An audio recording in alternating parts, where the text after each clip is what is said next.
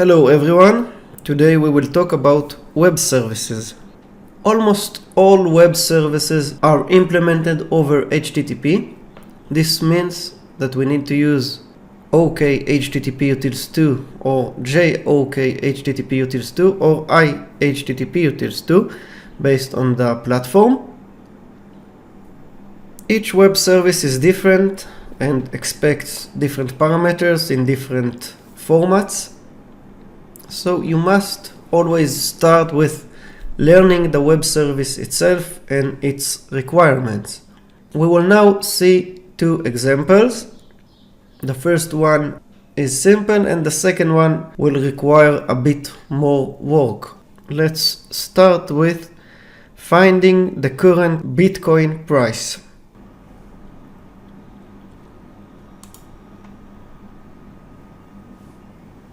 This is the API documentation, and the request is very simple. It is a GET request. A GET request is equivalent to entering the URL in the browser, like this. And it returns a JSON response, and we will soon see how easy it is to parse this response. I'll create a simple layout.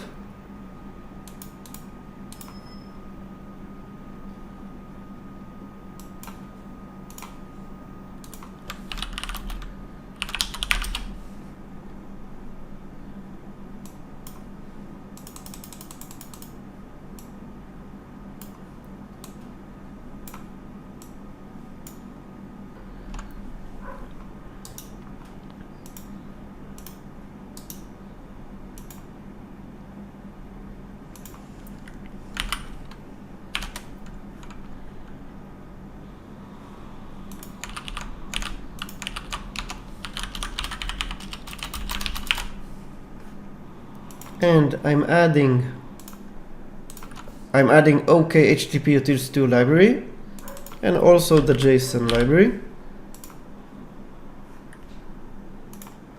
We want to send a request whenever the user clicks on the button.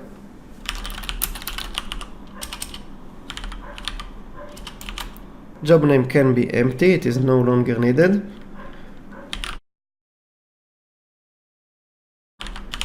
Download submits a HTTP GET request, and we don't have any parameters. If there were GET parameters, then we would have used download too.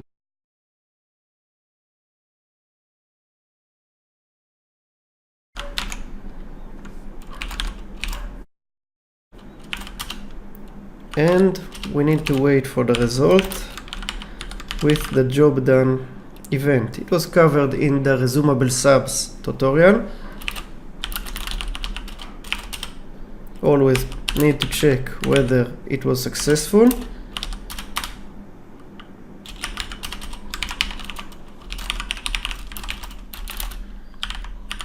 If not, log the error and release the job. Let's start with logging the response. I assume it is UTF-8 and we can test it.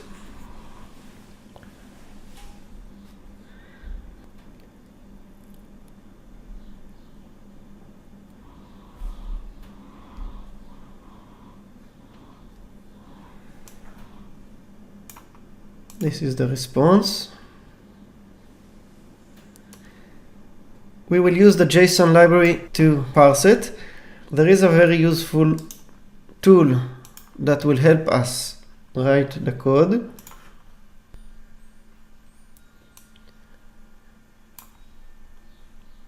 You can find it in the forum if you search for JSON viewer, and I'm pasting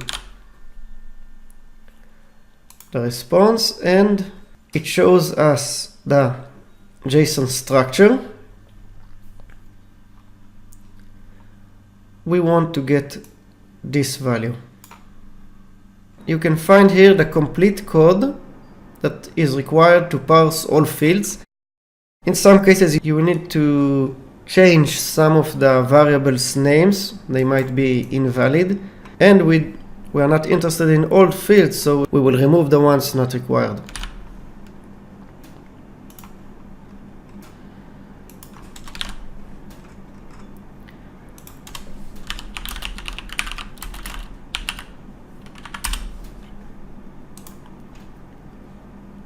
And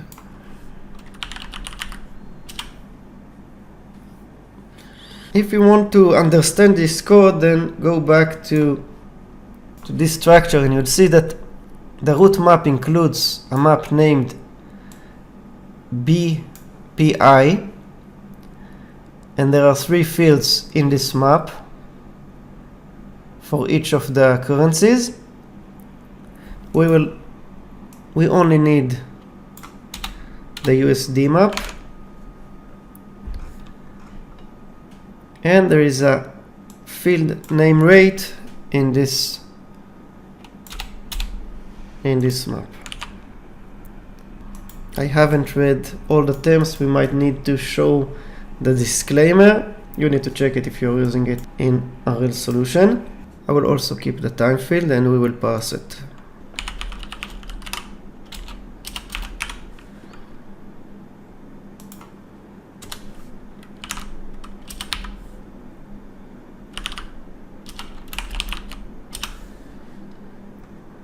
Let's try it.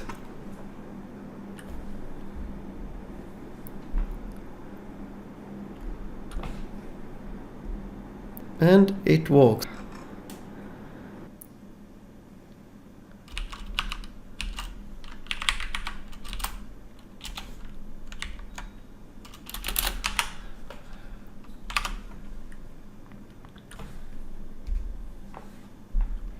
In this case, the response arrives very fast, but we can still show progress dialog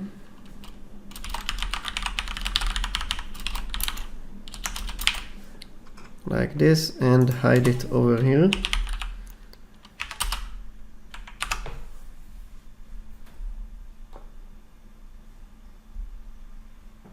Let's parse the date string, date and time.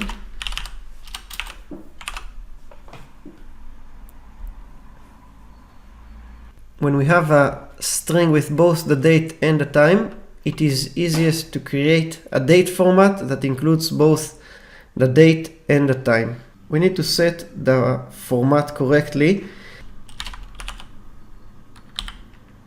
The date format. And we can click on this link to get to the documentation page.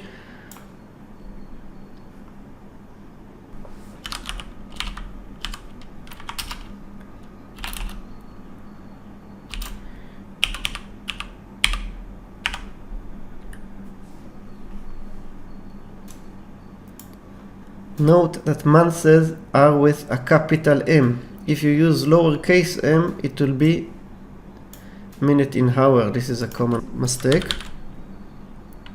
And day.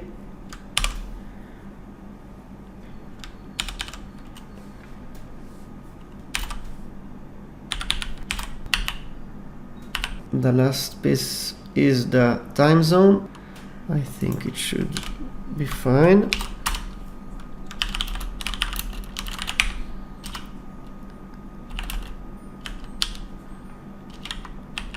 Date parse.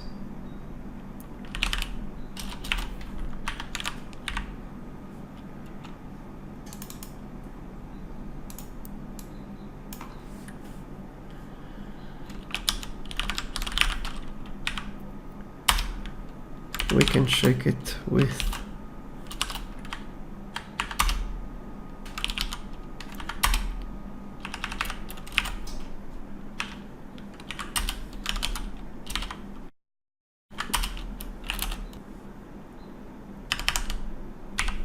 I will use this format.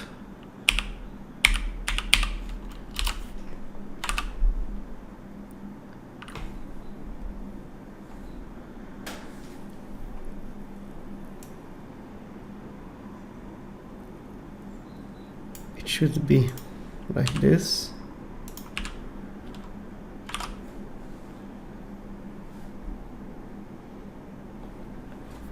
And you can see that it was parsed correctly. My time zone is GMT +2, so you can see it over here. There are 2 hours difference.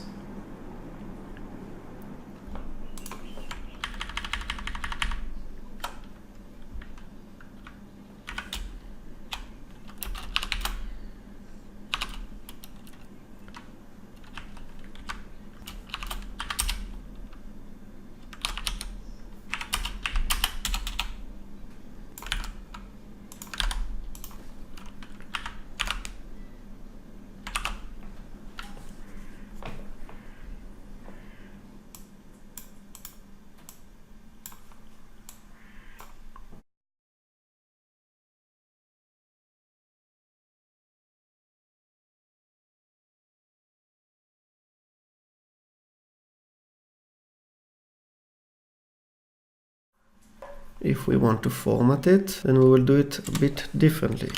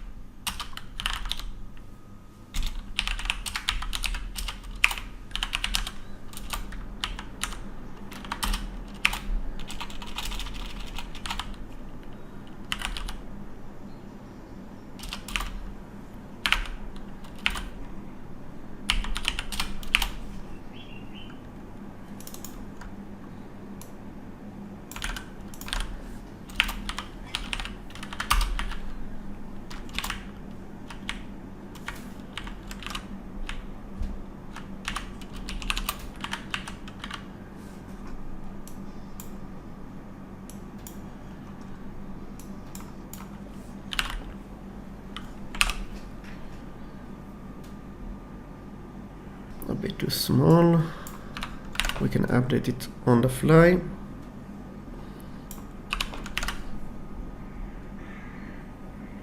And this color is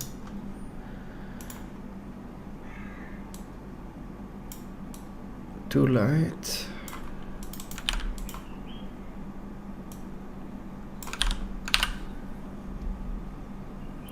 Perfect.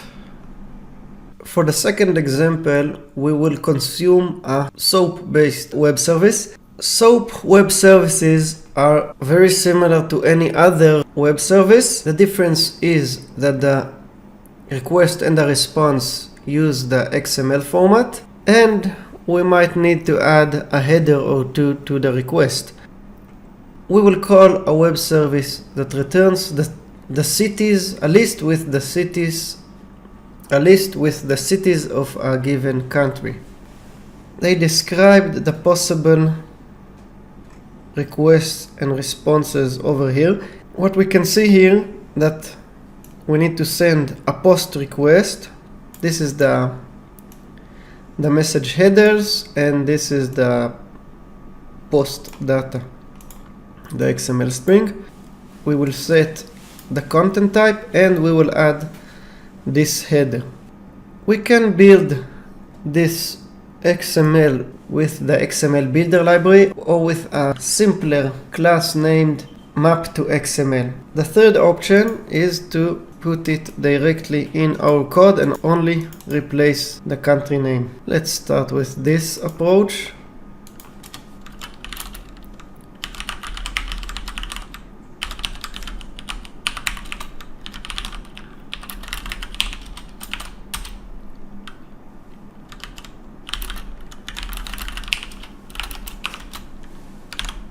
Like this, and we will add a placeholder here for the country.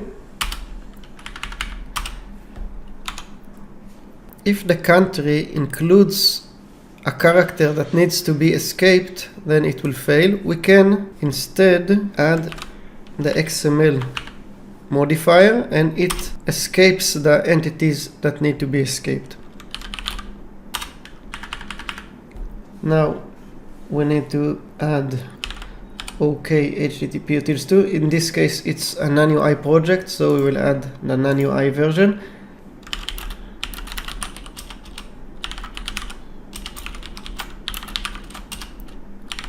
We need to use post string.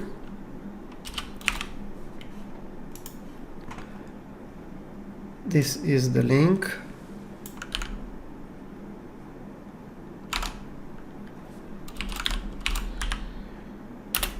And the payload is this.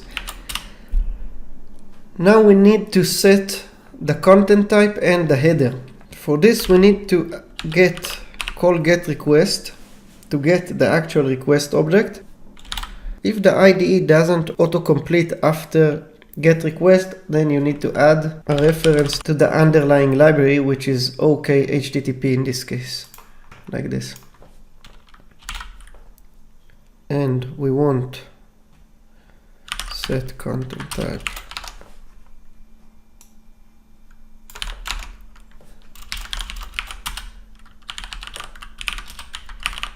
Set header.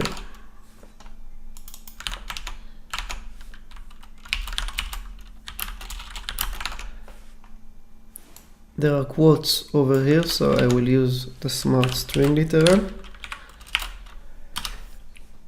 It's a bit strange that we first call download or post string and then set the headers. The reason for this is that post string internally, all the various methods internally use call sub delayed. So the request is not sent immediately. It is created over here and it will only be sent after our current code completes or after we call wait for.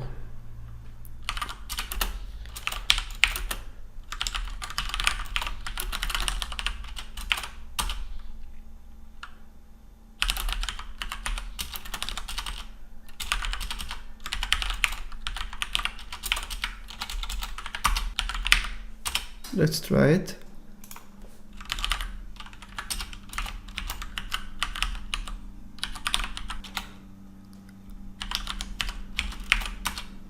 And we need to call start message loop because it is a NaNoUI project.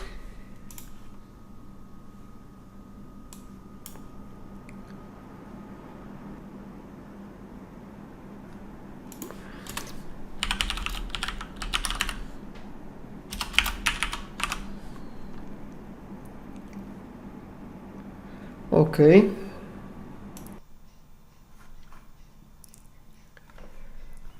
The response is formatted with XML. The simplest way to parse XML documents is with a class named XML2map. It parses the XML and returns a map with the result. You can find this class in the forum.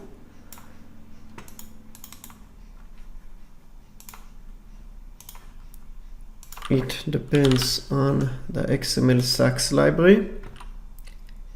It is compatible with B4A, B4I, and B4J.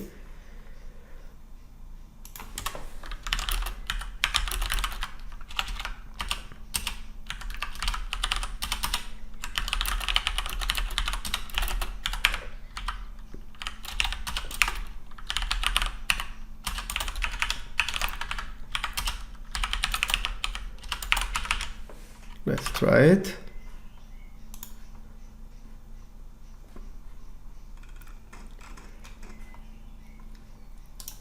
I'm copying the logs, and I will use Notepad++ to better format it.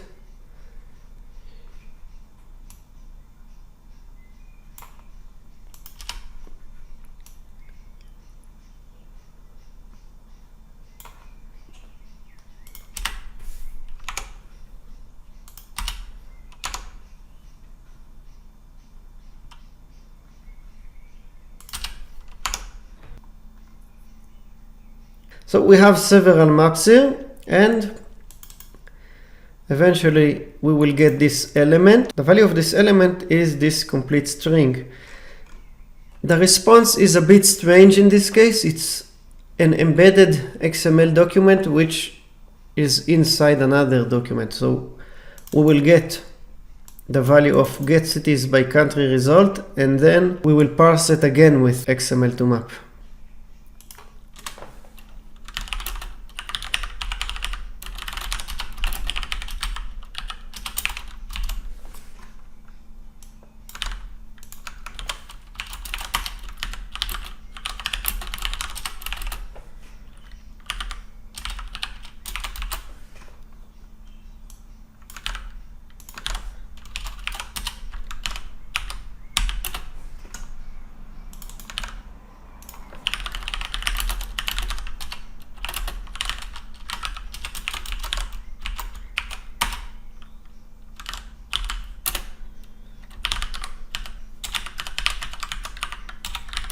String this time.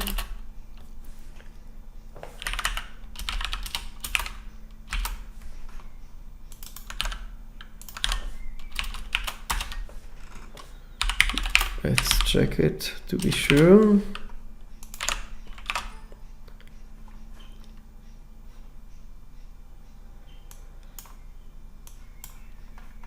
Now I will parse the embedded XML.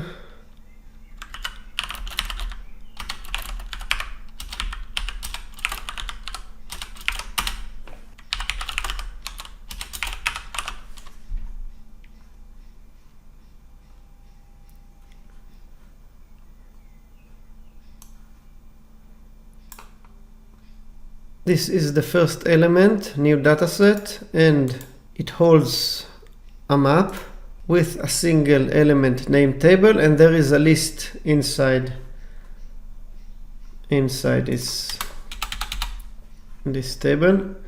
What we are saying is this new dataset and then table with a list of elements. We will get it now. Let's name it root again.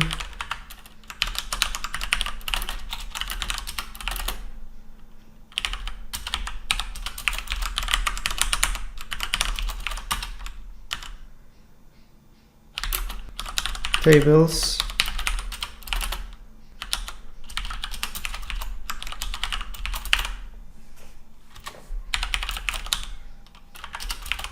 Always good to check ourselves. And it is correct. Each item in this list is a map with two elements. We can go over the elements.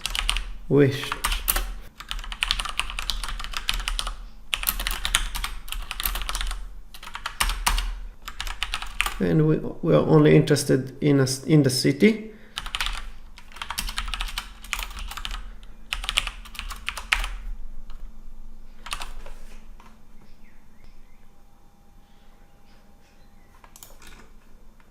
And we successfully found the list of cities based on this web service.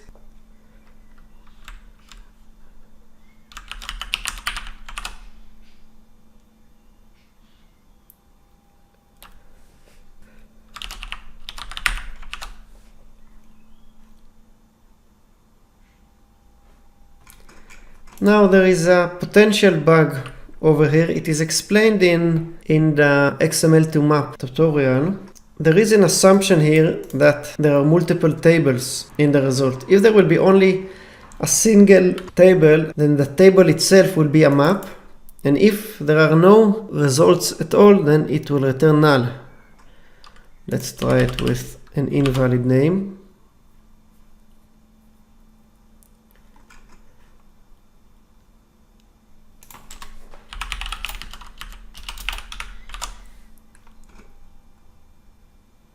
It returned an empty string.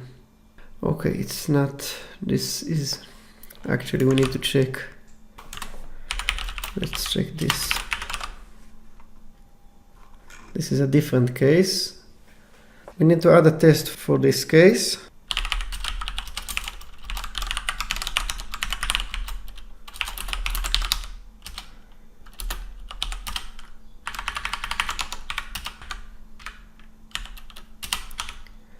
like this.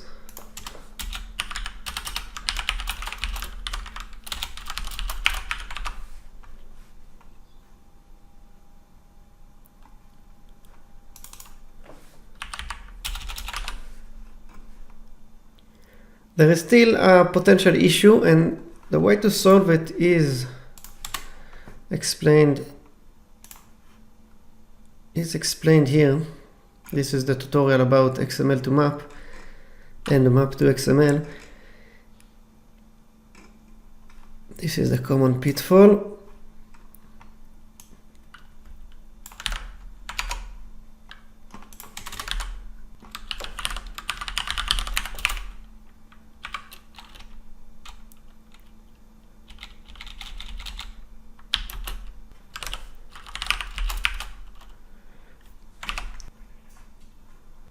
If there are 0 tables, then it will return an empty list, so this code will be correct.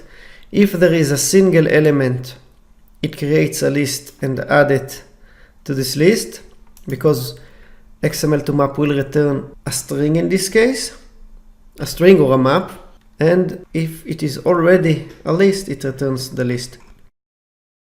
That's it. Thank you.